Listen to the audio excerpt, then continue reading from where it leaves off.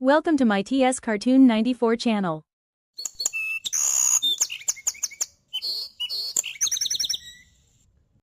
एक बार की बात है, एक गांव में रमेश और मोहन नाम के दो भाई रहते थे।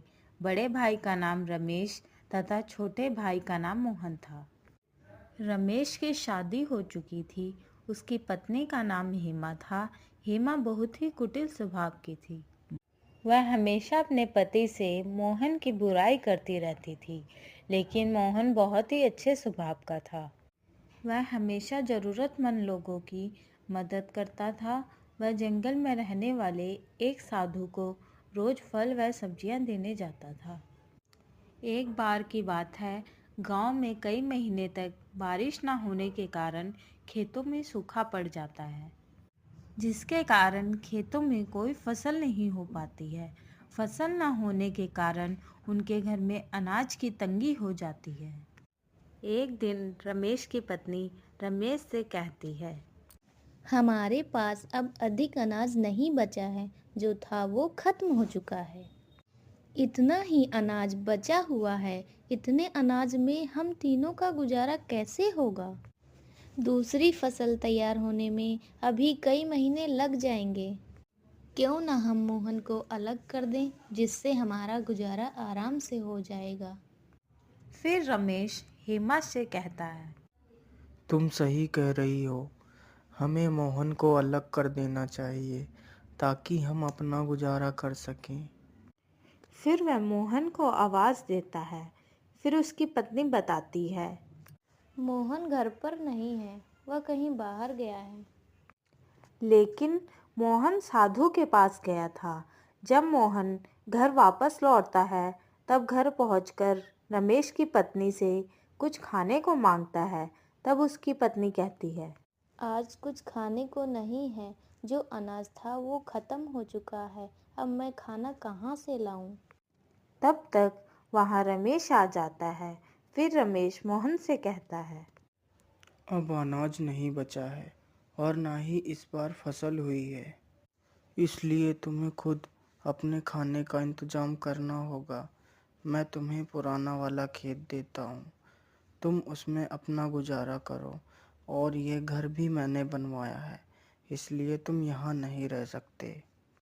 रमेश की ये सारी बातें सुनकर मोहन बहुत दुखी हो जाता है और वहाँ से चला जाता है।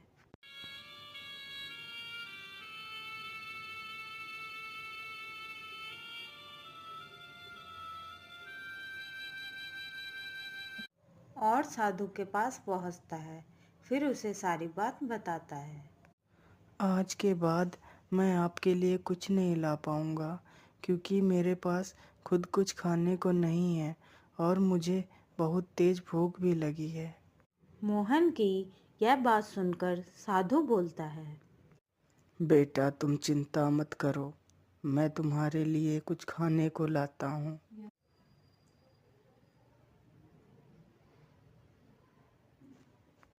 फिर साधु उसे कुछ खाने को देता है और मोहन खाना खा लेता है। फिर साधु उसे एक जादुई घड़ा देता है और कहता है, बेटा, ये घड़ा लो। तुम इस घड़े के सामने अपनी जो भी इच्छा प्रकट करोगे वह पूरी हो जाएगी। लेकिन याद रखना, अगर इस घड़े के सामने अन्य व्यक्ति ने अपनी इच्छा प्रकट की तो उसकी मृत्यु हो जाएगी। ठीक है बाबा, मैं इस बात को याद रखूंगा। फिर मोहन वहाँ से घड़ा लेकर अपने खेत के पास पहुँचता है और घड़े से कहता है, हे जादुई घड़े, मेरे लिए एक घर बना दो। फिर घड़े के जादू से उसका बहुत सुंदर घर तैयार हो जाता है। ये देखकर वह बहुत खुश हो जाता है। फिर वह घर के अंदर जाता है।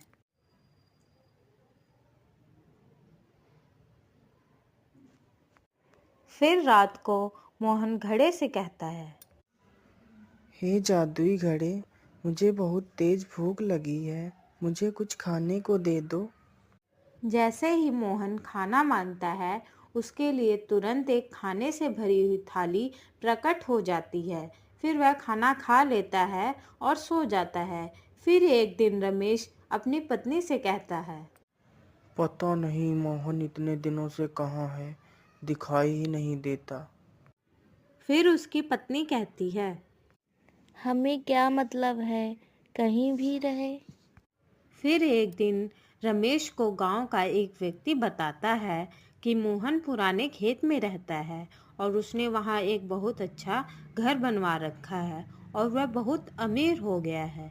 यह सुनकर रमेश चौंक जाता है और वहां से चला जाता है। घर पहुंचकर अपनी पत्नी को सारी बात बताता है।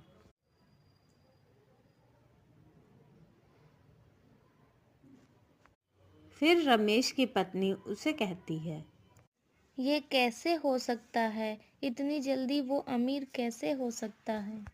अभी कुछ दिन पहले हमने उसे अलग किया था। फिर रमेश कहता है, हमें जाकर पता लगाना होगा कि वह इतना अमीर कैसे हो गया। फिर वह दोनों रात को मोहन के घर में देखते हैं कि मोहन जादुई घड़े से खाने को मांगता है। फिर घड़े से खाने की थाली आ जाती है। यह देखकर रमेश सोचता है, अच्छा, तो ये इस घड़े से अमीर हुआ है। फिर मोहन खाना खाकर सो जाता है। फिर रमेश घड़े को चुरा कर ले जाता है और सुबह होते ही उस घड़े से कहता है, हे जादुई घड़े, मुझे बहुत सारा सोना दे दो। जैसे ही रमेश अपनी इच्छा घड़े के सामने प्रकट करता है, उसकी तुरंत मृत्यु हो जाती है।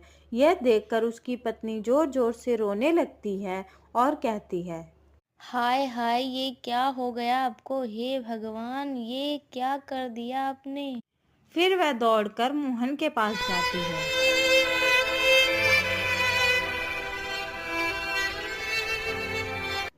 मोहन, ओ मोहन, सुनो। फिर मोहन देखता है कि रमेश की पत्नी उसे आवाज दे रही है। तब मोहन उसे पूछता है, क्या हुआ भाभी? मोहन, तुम्हारे भाई को पता नहीं क्या हो गया है। वह यहाँ से तुम्हारा जादुई घड़ा चुरा कर ले गए थे और जैसे ही उन्होंने जादुई घड़े से अपनी इच्छा प्रकट की, तभी अचानक से वह बेहोश हो गए और जमीन पर गिर गए। यह सुनते ही रमेश दौड़कर साधु के पास जाता है और साधु से सारी बात बताता है। फिर साधु उसे बताता है, जल्दी जाओ बेटा और उस घड़े को अपने हाथों से तोड़ दो। यह सुनकर मोहन दौड़कर वहां पहुंचता है और जल्दी से घड़े को उठाकर जमीन पर पटक देता है, जिससे घड़ा टूट जाता है। घड़े के टूटते ही रमेश जीवित हो जाता है और वह मोहन से कहता है, मोहन, मैंने तुम्हें घर से बेघर कर दिया, लेकिन फिर भी तुमने मेरी जान बचाई। मुझे माफ कर दो मेरे भाई। फिर वह तीनों हंसी खुशी साथ में रहने लगते हैं।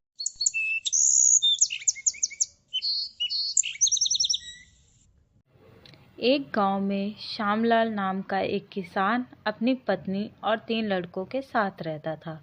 श्यामलाल खेतों में मेहनत करके अपने परिवार का पेट पालता था, लेकिन उसके 3 लड़के आलसी थे, जो गांव में वैसे ही इधर उधर घूमते रहते थे। एक दिन श्यामलाल ने अपनी पत्नी से कहा, अरे चंदा, मुझे तो इस बात की चिंता लगी रहती है कि अभी तो मैं खेतों में काम कर रहा हूँ, लेकिन मेरे बाद इन लड़कों का क्या होगा। इन्होंने तो कभी मेहनत भी नहीं करी है, ये तो कभी खेतों में भी नहीं गए हैं। आप चिंता मत कीजिए, ये भी धीरे धीरे काम करने लगेंगे। समय बीतता गया और श्यामलाल के लड़के कोई काम नहीं करते थे। एक बार श्यामलाल बहुत बीमार पड़ गया और वह काफ़ी दिनों तक बीमार ही रहा।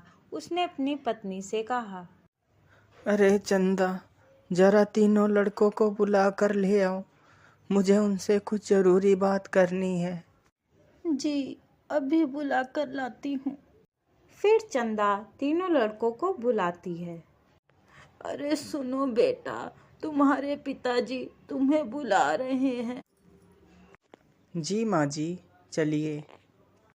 फिर वह तीनों लड़के पिता के पास आ जाते हैं। जी पिताजी, आपने हमें बुलाया, बोलिए क्या बात है। सुनो बेटा, मुझे लगता है कि अब मैं ज़्यादा दिनों तक जीवित नहीं रहूँगा। इसीलिए बेटा, मैं तुम लोगों को बताना चाहता हूँ कि मैंने अपने जीवन भर का कमाया हुआ धन अपने खेत के नीचे दबा रखा है। मेरे बाद तुम उसमें से खजाना निकाल कर आपस में बांट लेना। श्यामलाल की यह बात सुनकर तीनों लड़के खुश हो गए। कुछ समय बाद श्यामलाल की मृत्यु हो गई। श्यामलाल की मृत्यु के कुछ दिनों बाद उसके लड़के खेत में दबा खजाना निकालने गए।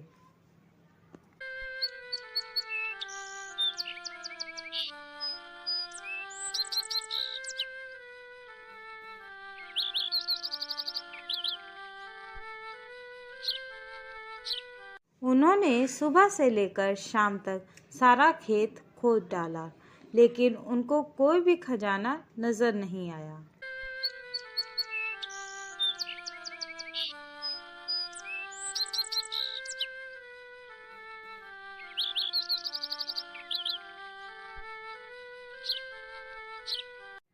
लड़के घर आकर माँ से बोलते हैं, माँ, पिताजी ने हमसे झूठ बोला था।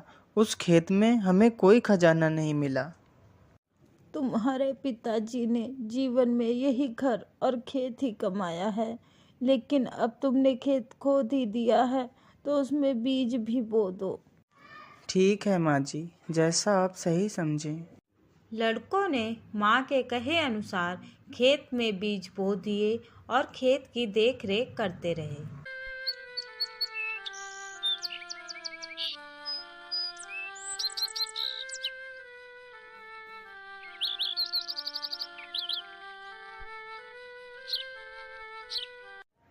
कुछ समय बाद उनके खेत में बहुत अच्छी फसल तैयार हुई।